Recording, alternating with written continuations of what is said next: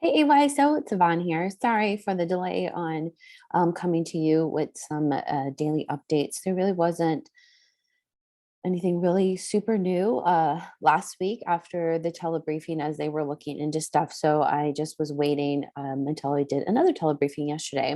But there's just a few things I want to go over today to reiterate to you, as well as let you know of some clarifications and updates that received on the telebriefing, as well as what we're working on. So first, I just want to reiterate that when you are asking about status, vaccination status, or testing status, there is no collection of any personal information. So you're not keeping their vaccine card, you're not keeping their emails, you're simply asking the question, having them show you, here's my a photo of my vaccine card, or it's on my phone or something like that, and then checking off. And the same goes for testing. It would be like, here is the negative test, and that's all you would need to see.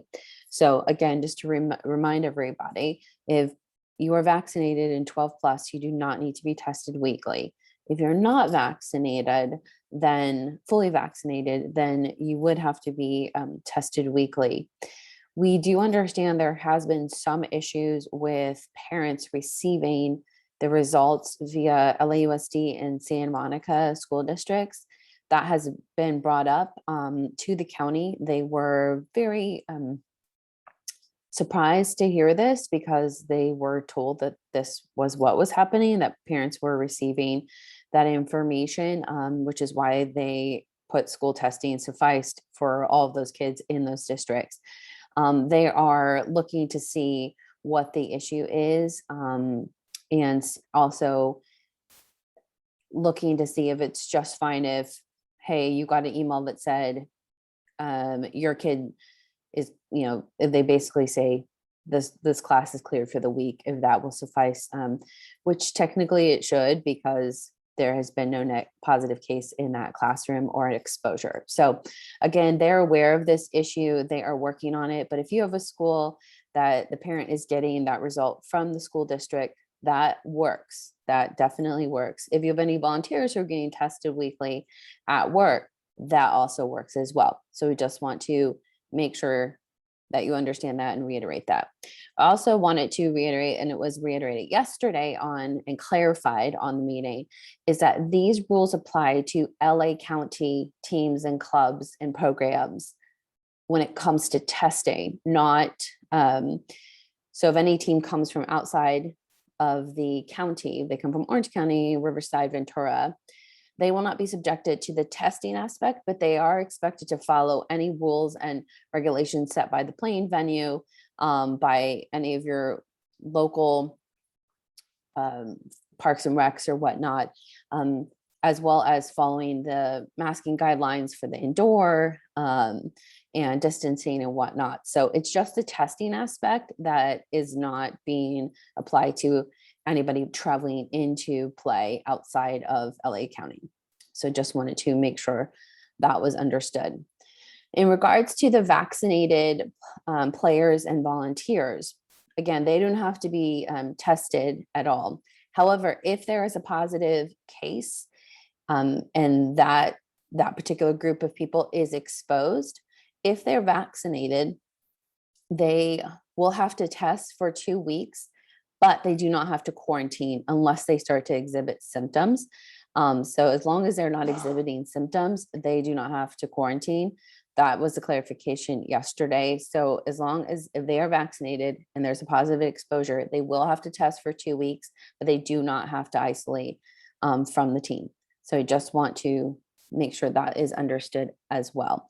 But they will have to test anybody that was in the vicinity of that positive case. And then lastly, I wanted to just let you know that we have been talking to different companies to see about mobile testing and other aspects, because we know that availability seems to be a little wanting in some areas of the county, which we made them aware of. So we have been able to vet a specific one company so far that does mobile testing. You will find it on this this page, if you scroll all the way down under mobile testing or testing, and it says COVID testing appointments, and they have created a specific AYSO register page for more info. We've been working with a gentleman named Richard Ramos, and they have mobile testing that they can do free of charge weekly. You'll see there's an FAQ, but they are supported through the CARES Act in regards to testing. So go ahead and check that out, see if that's of interest to you. Again, we're working and vetting some other additional ones for you to be a resource to supplement where there is a lack of access to free testing on a weekly basis. So again, we're working on some other stuff, reporting wise and tracking wise. I know that's a big concern. So I have some questions into our legal team to see what else we can do. I still think right now, as we are looking at trying to find an app, trying to find something that, can be more of a global tracking thing for all of us to use at the same time. An Excel grid right now that checks people off, rostering, each coach check every week. It suffices right now, but again, like I said, I have some questions into our legal advisors to see if there's some other possibilities to make it even a more streamlined process and take away some of the anxiety of having to ask people for this every week. So again, thank you for everything you're doing. More info to come, but please continue to send your questions, or if you have resources at your disposal that you have been using, please send them my way and let me know so we can share widely, because the more information that we can share amongst each other, the better. But for right now, just know, because transmission rate is still high, this testing will continue for the foreseeable future, as they said, towards the end of the year.